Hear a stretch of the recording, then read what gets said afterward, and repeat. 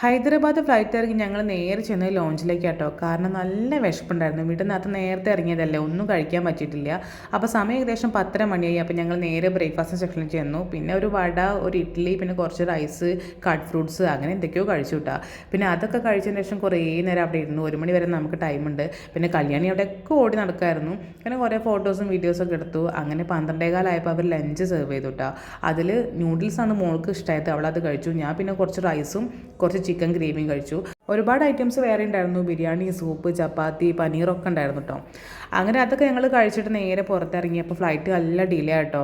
അപ്പോൾ അതുവരെ അവിടെ പോസ്റ്റ് അടിച്ച് വെയിറ്റ് ചെയ്തു. പിന്നെ കുറേ നേരം ഫ്ലൈറ്റ് പൊന്തോന്നും തവണയൊക്കെ നോക്കിയിരുന്നു. അങ്ങനെ അതിൻ്റെ ഇടയിൽ കല്യാണി ഉറങ്ങിട്ടോ. കല്യാണി ഉറങ്ങിയതുകൊണ്ട് ഞങ്ങൾക്ക് ഫ്ലൈറ്റിൽ നിന്ന് ഉറങ്ങാൻ പറ്റി. അങ്ങനെ നല്ലൊരു ഉറക്കമൊക്കെ പാസ്സാക്കി ഞങ്ങൾ എണീറ്റപ്പോൾ ആ സമയം ഏകദേശം 6 മണിയായി. നമ്മൾ റാഞ്ചി എത്താനായിട്ടുണ്ട്. ഇനി റാഞ്ചിയിൽ നിന്ന് 2.5 മണിക്കൂർ നമുക്ക് റൂമിലേക്ക് ടാക്സി വിളിച്ച് പോകണം കേട്ടോ. ഇനി ബാക്കി വിശേഷങ്ങളൊക്കെ റൂമിലെത്തിയിട്ട്